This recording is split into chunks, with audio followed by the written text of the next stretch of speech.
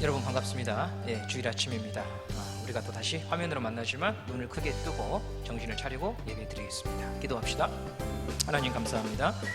오늘도 주님께서 우리에게 주일 아침 허락하셔서 또 예수 이름으로 하나님 앞에 나아갑니다. 우리에게 주신 말씀을 기대합니다. 우리 안에 무너진 것, 또 씹어져 버린 것, 하나님 주의 성령을 통하여 말씀을 통해 다시 깨우쳐 주시고 다시 믿음 주시고 하나님 바라보게 하여 주시옵소서. 하나님, 우리가 이러한 날에 더욱더 하나님 의지하기를 원합니다. 주님 믿음 주셔서 하나님 말씀을 믿고 잘 알아듣고 모든 것이 끝난 것 같은 상황 속에서도 다시 시작할 수 있는 그 믿음 오늘 갖기 원합니다. 주여 도와주시옵소서. 예수님의 이름으로 기도드립니다. 여러분 반갑습니다.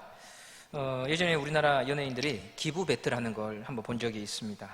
기부 배틀이란 누가 기부를 더 많이 하는가 내기를 하는 것이지요. 기부란 자기가 땀 흘려 벌어들인 소득 가운데 일부를 또 많은 부분들을 나누어 주는 것을 기부라고 합니다. 연예인 가운데에 기부를 많이 하는 사람으로 알려진 사람들이 여럿 있습니다. 아이유도 있고 지금 화면에 나오는 션과 혜영 부부도 기부를 굉장히 많이 하는 사람으로 알려져 있습니다. 사진 속에 보니까 1억 원을 기부하는 장면이네요. 외국 같은 경우에도 기부가 굉장히 많이 활성화되어 있습니다. 우리나라 재벌가들 같은 경우에는 자식에게 그 부를 승계하고 물려주는 거기에 혈안이 되어 있다면 외국 사람들 같은 경우에는 자기가 나온 학교에 사회에 환원합니다. 여러분이 잘 아는 마이크로소프트의 빌 게이츠가 미국 최대의 기부자입니다. 그리고 워렌 버핏, 조지 소로스 이런 사업가들, 경영자들도 단지 돈을 버는 데에만 신경을 쓰는 것이 아니라 그것을 사회에 환원하는 데 많은 관심을 쏟고 있습니다. 여러분, 기부는요 단지 돈이 많은 사람만 하는 것이 기부는 아닙니다. 시간을 기부할 수도 있고 재능을 기부할 수도 있습니다. 여러분 가운데 나는 수학을 잘해 그러면 수학을 어려워하는 친구에게 도움을 주면 그것도 기부입니다. 또 외로워하는 친구가 있을 때 그 친구의 벗이 되어주고 친구가 되어주면 그것도 기부가 될 수 있습니다. 대청군 청년 가운데에 공부를 하고 있지만은 매주 아동지역센터에 가서 어린 아이들에게 공부를 하도록 도와주는 청년이 한 명 있습니다. 자기 나름대로 시간을 내는 것이 어렵고 바쁘지만 그런 생활을 합니다. 왜 그렇게 하냐고 물어보니까 저 아이들에게 꼭 빚진 것 같아서 자기는 이 봉사를 한다고 하더군요. 하나님은 이런 삶을 기뻐하십니다. 약자를 돕고 가난한 자를 돕는 것, 그들을 향해서 마음을 나누고 시간을 나누고 내 것을 나누는 것에 대해서 우리 하나님이 기뻐하십니다. 오늘은 바로 이렇게 돕는 것을 통해서 그 도움을 받는 자만 살아나는 것이 아니라 도움을 주는 자도 살아난다고 하는 이야기에 대해서 함께 이야기를 나누려고 합니다. 먼저 오늘 성경 본문이 사무엘상 30장인데요. 배경을 잠깐 설명하고 이야기를 우리가 한번 생각해 봅시다. 2주 전에 다윗이 큰 위기를 만났었습니다. 다윗과 남자들이 전쟁터에 나갔다가 돌아왔는데 마을을 어떤 아말렉 족속이라고 하는 민족들이 습격을 해서 여자들과 아이들과 부모를 다 잡아갔습니다. 이때 사람들은 모두 다 통곡을 하고 땅을 치면서 울었습니다. 눈이 뒤집힌 사람들이요 갑자기 정신을 차리더니 다윗에게 다가가서 돌을 들어서 다윗을 죽이려고 했습니다. 우리가 이런 꼴을 당한 것이 너 때문이다 라고 하면서 사람들은 항상 문제가 발생하면 희생양을 찾습니다. 다윗을 희생양으로 삼아서 그 분노를 풀려고 했던 것이었죠. 이때 여러분 다윗이 어떻게 했습니까? 하나님을 다시 생각하고 힘입어 이 어려운 사태에서 다시 일어섭니다. 그 말씀을 우리가 2주 전에 보았는데요. 사무엘상 30장 6절 말씀을 함께 보도록 하겠습니다. 백성들이 자녀들 때문에 마음이 슬퍼서 다윗을 돌로 치자 하니 다윗이 크게 다급하였으나 그의 하나님 여호와를 힘입고 용기를 얻었더라. 정말 멋있는 말씀입니다. 감동이 되는 말씀입니다. 벼랑 끝에 있습니다. 죽을 위기에 놓여 있습니다. 그런데 다윗이 여호와 하나님이 주신 힘을 입어서 하나님을 기억하고 하나님이 주시는 힘으로 그가 다시 일어섰던 것입니다. 우리가 운동회 때 가장 좋아하는 경기 중에 하나가 바로 릴레이 경주입니다. 왜 릴레이 경주가 운동회에 꽂히냐 하냐면 분명히 질 수밖에 없는 상황이었는데 마지막에 한 계주가 한 달리기 선수가 이것을 역전시키는 기쁨이 이 릴레이 경기에는 있기 때문에 그런 것입니다. 믿음의 세계에는요, 이런 역전의 사건, 역전의 일들이 있습니다. 분명히 졌고 끝났는데 하나님께서 그를 붙잡아 주시고 그가 믿음을 가지고 예수를 바라볼 때에 뒤집히는 일들이 일어난다고 하는, 이번 휴가 때 한 청년으로부터 연락이 왔습니다. 일전에 제가 우리 중고등부 수련회 할 때에 한 친구 데리고 와서 잠깐 자기 삶을 나누는 시간을 가졌던 거 여러분 기억할 겁니다. 이성욱이라고 하는 청년, 경찰 시험을 준비했던 청년.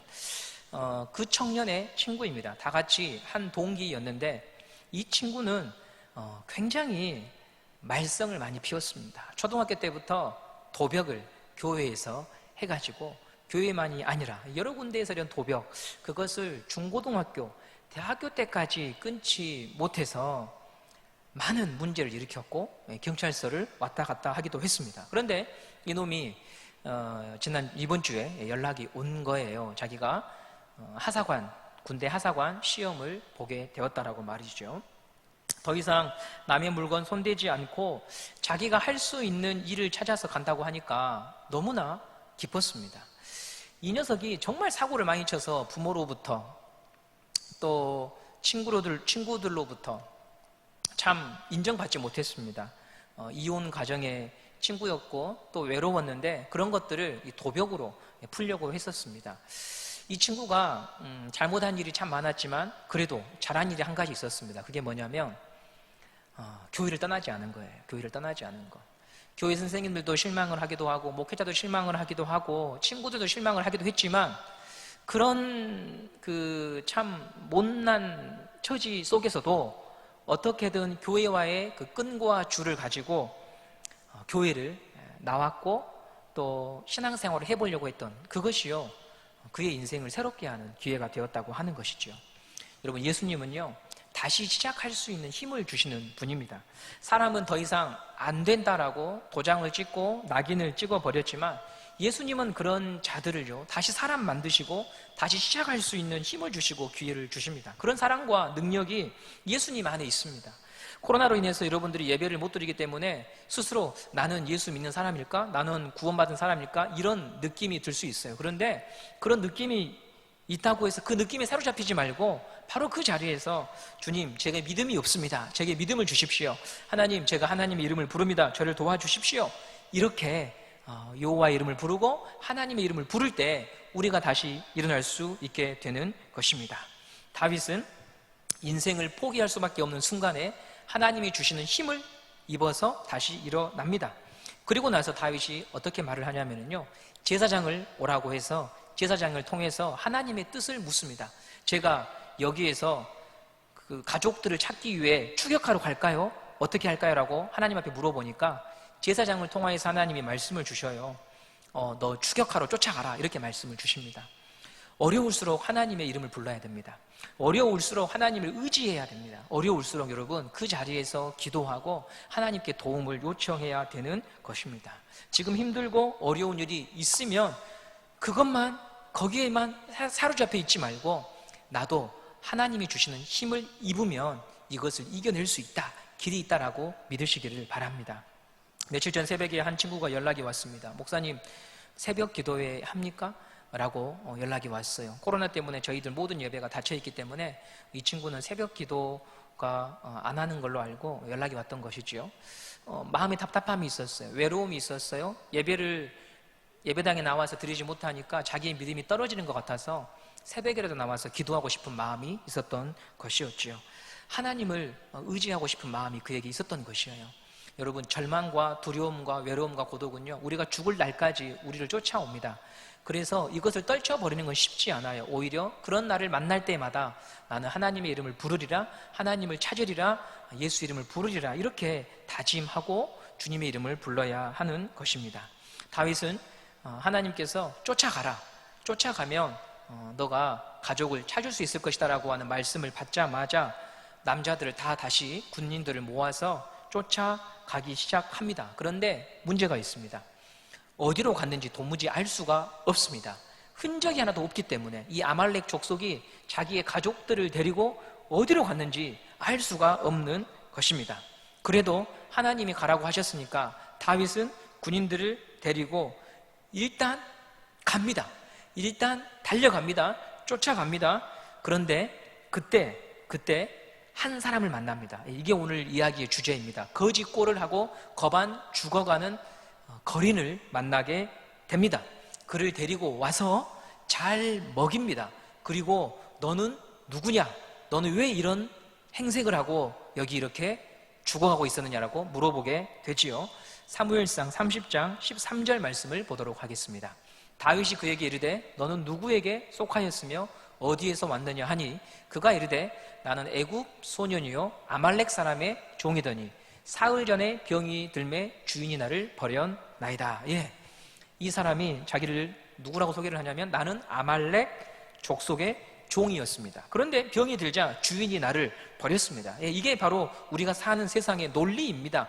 이익이 되면 내가 가지고 있고 옆에 있고 친구가 되어주지만 나에게 이익이 되지 않으면 버리고 관계를 끊는 것이죠.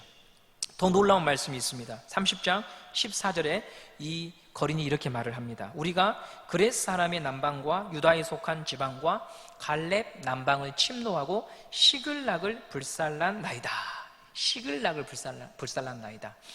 거린의 말을 듣고요, 다윗과 그 다윗의 사람들이요 전부 다 놀라 뒤로 자빠질 뻔합니다. 왜냐하면 시글락이라고 하는 단어 때문에. 이 시글락이 바로 다윗이 거주했던 동네였습니다. 즉, 이 거린은 얼마 전에 자기 동네를 습격했던 아말렉 족속의 종이었던 것이었지요.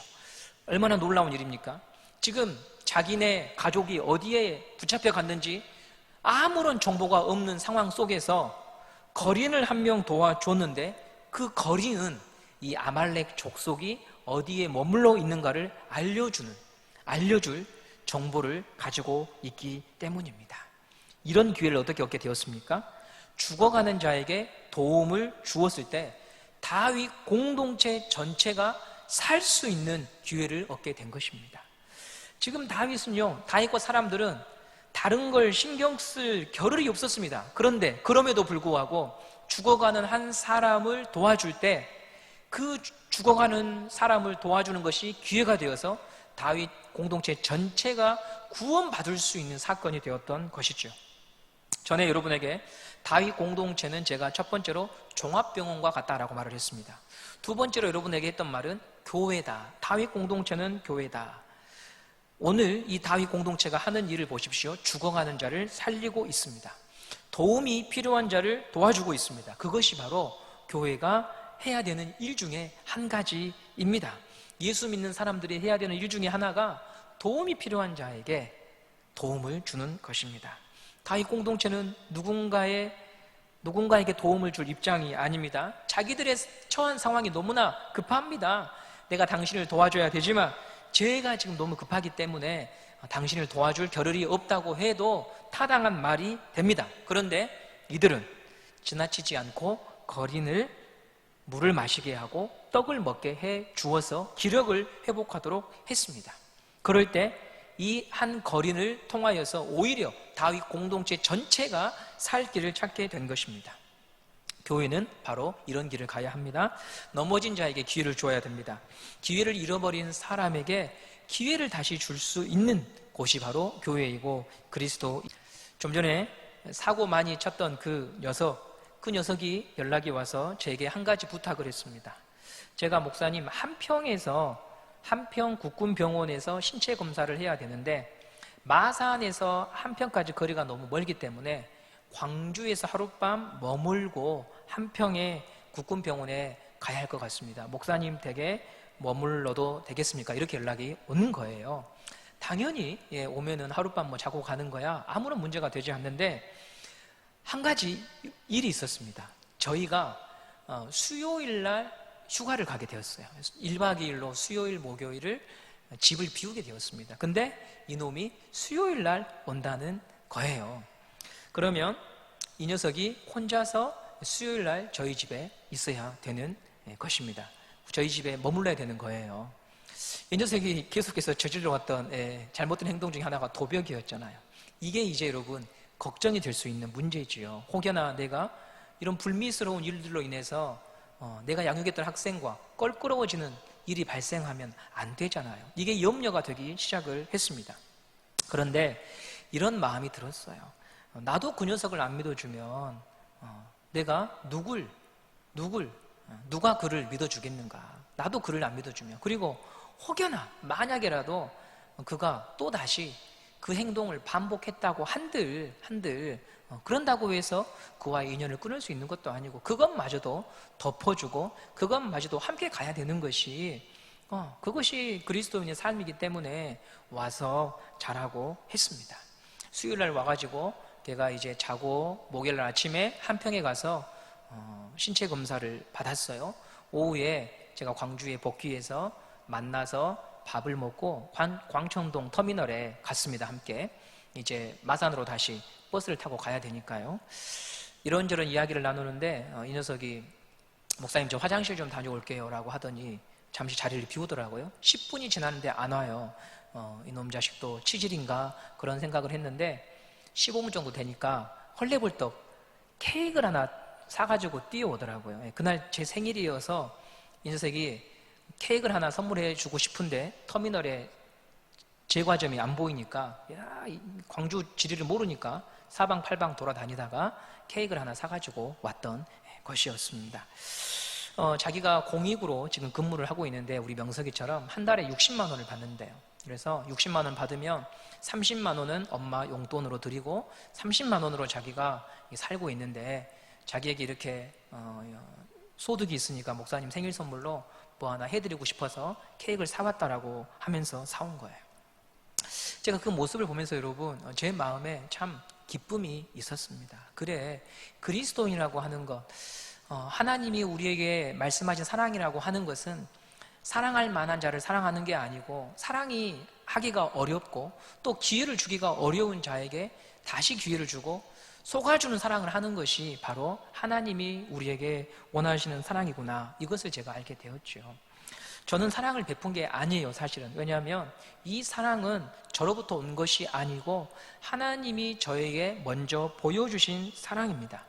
자기의 아들을 저에게 보내주심으로 예수님이 저를 대신해 죽어주셨잖아요. 이것이 바로 기독교의 출발이고 사랑의 출발입니다.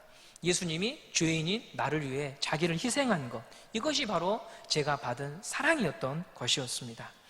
구제불능처럼 보이는 자의 친구가 되어주고 함께 걸어가지고 기회를 주는 것, 그리고 그런 기회를 많이 만들기 위해서 우리가 공부하고 땀 흘려 살고 자기의 재능을 키우는 것, 그러기 위해 공부하는 거예요. 그러기 위해 실력을 연마하는 거예요. 누군가를 도와주고 싶은데 나에게 아무것도 없으면 도와줄 수가 없어요. 내 삶이 너무 궁색해버리면 마음은 도와주고 싶지만 나도 도움을 받아야 되기 때문에 할 수 있는 게 없을 수도 있잖아요. 그러기 위해서 여러분 우리가 준비하고 공부도 해야 되고 실력도 쌓아야 되고, 지금 내게 주어진 환경 속에서 무엇이든지 게으르지 않게 잘 준비해야 되는 것입니다. 그런 목적으로 저는 여러분들이 누군가를 도와주기 위해, 살려주기 위해 공부하기를 바라고, 또 공부가 아니더라도 어떤 한 분야에 있어서 두각을 나타내고 준비하고 꿈꾸는 자가 되기를 바라는 것입니다. 교회와 그리스도인들은 사람을 살리는 자들입니다. 이 일을 계속해서 행할 때 하나님이요, 그 교회와 그 인생에게 복을 주십니다. 오늘도 한 선생님께서 저에게 전화하셔서 자기가 한 달에 얼마씩 학생들을 돕고 싶은데 목사님 학생을 한 명 지정해 주세요, 이렇게 연락이 왔어요. 실은 그분도 넉넉하지가 않아요. 그분도 사실은 도움이 필요할 수 있는데요, 그런 마음을 품고 또 전화를 하셨더라고요. 여러분, 그 마음이 바로 하나님이 우리를 향해서 가지고 계셨던 마음이었어요. 하나님이 세상을 이처럼 사랑하사 독생자를 주셨으니 이는 저를 믿는 자마다 멸망하지 않고 영생을 얻게 하려 하심이라. 하나님이 세상을 사랑하셨어요. 죄로 물든 세상, 죄로 파괴된 세상, 기회가 없어 보이는 세상, 넘어져 있는 세상, 바로 나를 사랑하셔서 자기 아들을 보내주셨던 것이었습니다. 우리 사회는요, 경제학자들이, 사회학자들이 이런 표현을 씁니다. 사다리가 끊어진 사회다. 사다리는 바닥에서 높은 곳으로 올라갈 때 쓰는 게 사다리입니다. 즉 우리 사회가 사다리가 끊어졌다고 하는 말은 실패한 자에게 기회가 없어지고 있다고 하는 것입니다. 옛말에 개천에 용 난다는 말이 있었지만 지금은 개천에 용이 날 수가 없는 상황입니다. 어렸을 때부터 조기 교육받고 영재 교육 받은 아이들이 인서울하는 것이 훨씬 더 이게 이제 표준이 되어버린 세상이 되었습니다. 편부, 편모에 있거나 경제적 여건이 어려운 친구들은요, 따라가기 힘든 세상이 되었습니다.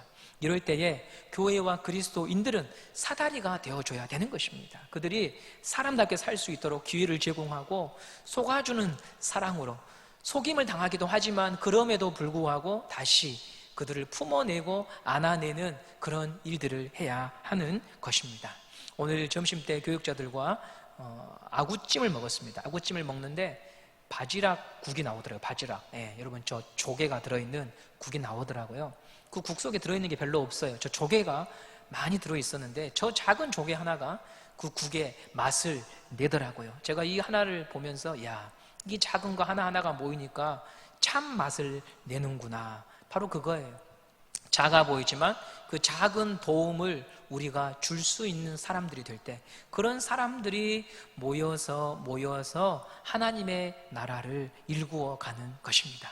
거대한 기부를 하나님이 우리에게 요구하시는 것이 아닙니다. 지금 있는 자리에서 외로워 보이는 친구, 도움을 줘야 되는 친구, 그런 자들에게 우리가 친구가 되어주고 내 것을 나눠주고, 나 혼자 쓸 수 있는 돈일 수 있지만, 내가 받은 용돈이고 내가 알바해서 번 돈이지만 다른 사람의 궁핍함이 보였을 때 그것을 나누어 준다면 하나님이 이것을 기뻐 받아주실 것입니다. 도우면 도움을 받는 사람만 사는 것이 아니라 우리 모두가 다 산다고 하는 것을 여러분들이 기억하시기를 바랍니다. 이 기쁨을 모두가 누릴 수 있는 우리 중고등부 친구들, 교사들 되기를 바랍니다.